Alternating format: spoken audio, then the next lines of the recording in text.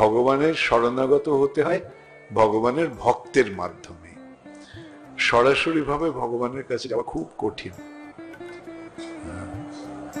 তাই জন্য ভগবান এই পন্থাটাকে সরল করে দিয়েছেন।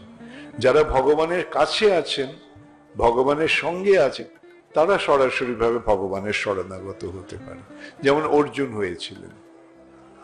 অর্জুন ভগবানের সঙ্গে ছিলেন, তাই অর্জুন সরাসরি ভাবে ভগবানের শরণ নিতে পেরেছিলেন। কিন্তু আমরা কি ভগবানের সঙ্গে আছি? না। কে কে মনে করো তোমরা ভগবানের সঙ্গে আছো? কে কে মনে করো তোমরা ভগবান থেকে দূরে আছো? হাত তোলো। এটা বুঝতে পারলে তো আমরা ভগবানের সঙ্গে আছি এখন, না ভগবান থেকে দূরে আছি?